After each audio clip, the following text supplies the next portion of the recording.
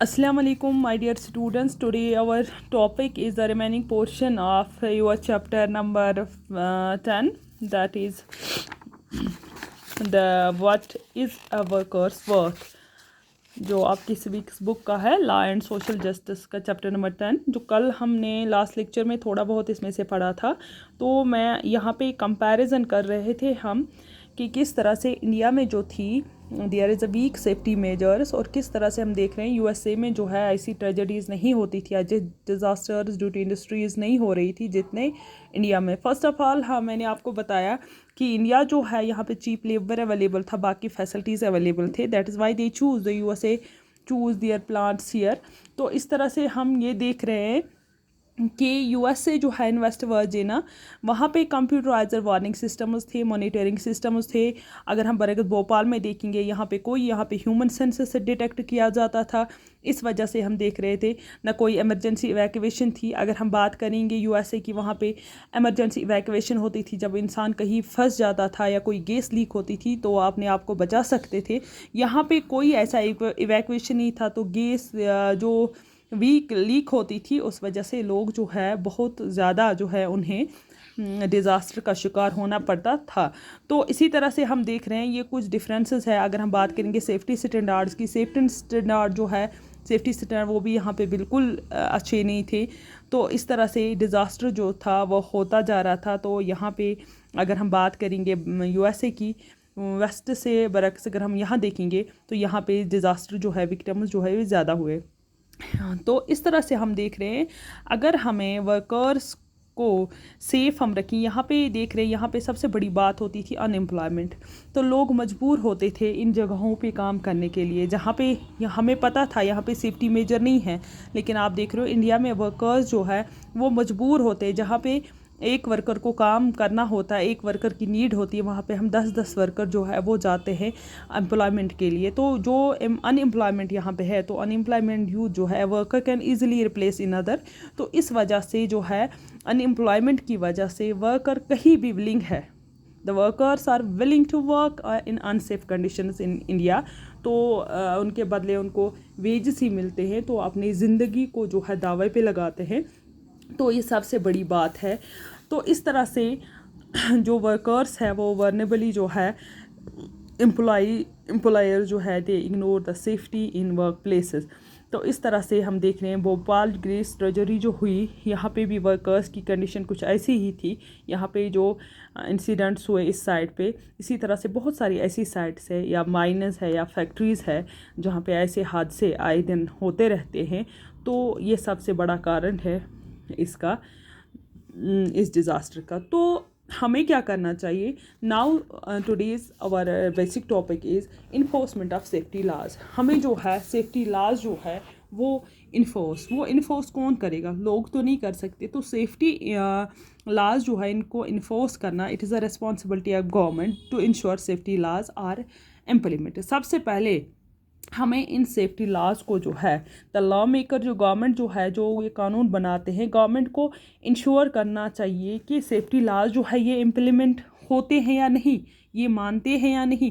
तो लोगों को इन्फोर्स करना है इन लॉज को मानने के लिए। अगर कोई इन लॉज को वायलेट करता है तो गवर्नमेंट को इतनी अथॉरिटी है कि वो उनको फ़ाइन कर सकता है, गवर्नमेंट इनको पनिशमेंट दे सकता है। ऐसे कुछ स्ट्रिक्ट लॉज बनाने चाहिए जिनको लोग जो है वो मानने के लिए तैयार हो जाए। तो क्योंकि हमारी आर्टिकल 21 जो है हमारी कॉन्स्टिट्यूशन ने जो राइट टू लाइफ दिया है, हर एक इंसान जो है उसको ज़िंदा रहने का हक है, राइट टू लाइफ आर्टिकल 21 में हमारी कॉन्स्टिट्यूशन जो दिया है, so that nobody can violate that law. तो इस लॉ को कोई वायलेट ना करे। तो इससे हमें ये चीज़ साबित हो सकती है। तो ये गवर्नमेंट जो है, गवर्नमेंट को इन्फोर्स करने चाहिए लाज, गवर्नमेंट को जो है ये लाज जो है इन्फोर्स करने चाहिए ताकि ये लाज जो है ये इम्प्लीमेंट हो। तो इस तरह से अगर हम बात करेंगे कि गवर्नमेंट जो है वो ये लाज को इन्फोर्स कर रही है या लोगों पे इम्प्लीमेंट कर रही है, तो जब यूसी प्लांट जो है भोपाल में, यूसी प्लांट के थ्रू हम देख रहे हैं यूसी प्लांट, तो उस टाइम पे गवर्नमेंट कहाँ थी? तो उस टाइम पे ये लॉज जो है वो इम्प्लीमेंट क्यों नहीं हुए थे? तो गवर्नमेंट जो थे वो कहाँ थी उस टाइम पे? when this such a blatant violation of safety standards in UC plant has occurred. तो सबसे पहली बात जो है वो है ये कि सेफ्टी लाज वर लैक्स इन इंडिया. सबसे बड़ी बात जो है सेफ्टी लाज की बहुत कमी है हिंदुस्तान में, सेफ्टी लाज की बहुत ज़्यादा कमी है हिंदुस्तान में, लैक है. तो सबसे फर्स्ट बात यह है इसकी वजह से जितने भी थोड़े बहुत लाज है दे वर वेरी वीक और उनको कोई इम्प्लीमेंट नहीं करता था. तो इस वजह से इवन दिस वीक लाज, वीक सेफ्टी लाज वर नॉट इन्फोर्सर. तो ये वीक सेफ्टी लाज जो है ये इन्फोर्स नहीं कर रहे थे. तो ये रिस्पॉन्सिबिलिटी किसकी थी? This was the responsibility of government. लेकिन कहते हैं अगर हम बात करेंगे भोपाल गैस ट्रेजरी की, अगर हम उसकी बात करेंगे तो जो ये सेफ्टी लाज थे गवर्नमेंट ने क्या किया, they refuse to recognise the plant as a hazardous.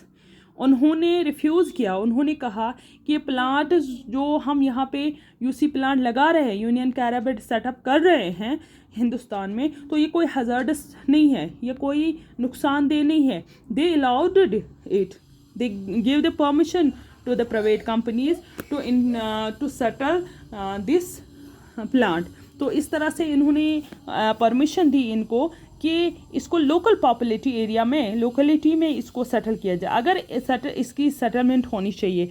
अगर गवर्नमेंट उस टाइम पे किसी फारफिलंग एरिया में इस चीज़ को, इस प्लांट को बनाने देते तो शायद हम इस इतने बड़े नुकसान से जो है, इतने बड़े डिज़ास्टर से बच सकते थे. लेकिन गवर्नमेंट ने क्या किया, उन्होंने अलाउ किया कि इसको जहाँ पे पॉपुलेशन एरिया है वहाँ पे इसको बनाया. तो कुछ म्युनिसिपल ऑफिसर्स जो थे भोपाल के, जो सोचे समझे हुए सुलझे हुए लोग थे, तो दे ऑब्जेक्टेड इट. उन्होंने ऑब्जेक्शन की म्युनिसिपल की इसको इंस्टॉलेशन जो है इन 1978. उन्होंने कहा अगर आप इसको इंस्टॉल कर रहे हो यहाँ, it was the biggest problem and it was the against the safety law. तो ये सेफ्टी लॉज की वायलेशन है. लेकिन गवर्नमेंट ने क्या काम किया, the position of the government was that the state needs to be continued investment of the Bhopal plant. तो गवर्नमेंट ने वहाँ पे जवाब दिया कि भोपाल में जो है ये भोपाल की तरक्की के लिए है, भोपाल में जो है कि बेरोज़गारी बहुत ज़्यादा है, तो इस तरह से हमें देना चाहिए, हमें इन्वेस्टमेंट करनी चाहिए भोपाल के इस प्लांट पे, ताकि लोगों को जो है they get the jobs, it would provide the jobs to the unemployment youth. तो इस तरह से ये इन्होंने किया. लेकिन ये नहीं सोचा कि सेफ्टी प्रोसीजर दी, क्लीनर टेक्नोलॉजी दी. तो इस तरह से इन्होंने कोई ये चीज़ प्रोसीजर, सेफ़र प्रोसीजर नहीं देखा. तो गवर्नमेंट इंस्पेक्टर्स जो है वो कंटिन्यू, उनके पास जितनी भी ऑब्जेक्शन आती थी वो उसको रिजेक्ट करते थे. और इस प्लांट को जो है उनको मैसेज पहले भी मिल चुकी थी कि यहाँ पे लीक होता है, लीकेज होती है गैस की. Now they ignored all these things. उन्होंने ये चीज़ अनदेखा की. जहाँ तक हम देख रहे हैं कि एक बहुत बड़ी जो है हमें तबाही का सामना करना पड़ा. ये सिर्फ गवर्नमेंट की रिस्पॉन्सिबिलिटी थी, लेकिन गवर्नमेंट ने यहाँ पे बिल्कुल भी सीरियसनेस नहीं दिखाई. तो इस तरह से हम ये जान गए कि गवर्नमेंट का रूल जो है वो बहुत इम्पॉर्टेंट होता है. जैसे कि making of law, they have also the rule in enforcement of law. तो इनको इन्फोर्स करना चाहिए इन लॉज को, so that they protect the interests of the people. उनको ये भी क्लियर होना चाहिए कि लोगों के इंटरेस्ट्स को प्रोटेक्ट करें. Their safety was being disregarded both in the government और बाय द प्राइवेट कंपनी. लेकिन इस वजह से गवर्नमेंट ने इनको तवज्जो नहीं दी. गवर्नमेंट ने भी इनको, और गवर्नमेंट के साथ साथ प्राइवेट कंपनीज़ जो है उन्होंने भी इसको डिसरिगार्ड किया. तो ये ऑब्वियस था कि इतना बड़ा डिज़ास्टर जो था वो ऑब्वियस था, वो होना ही था. तो more industries were set being both in local and foreign business in India. तो हम देख रहे हैं नए नए इंडस्ट्रीज़ जो है फॉरेनर्स की या इंडिया की खुद की बन रही है. तो लेकिन हमें सबसे ज़्यादा ये करना चाहिए, अगर हमें तरक्की भी करनी है, इंडस्ट्रीज़ भी ज़रूरी है, but we have a great need of stronger laws. हमें स्ट्रॉन्गर लॉज बनाने चाहिए which protect the workers' rights and better enforcement of these laws.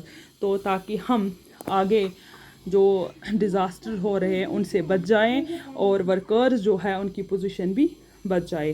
तो this is enough for today. Thank you.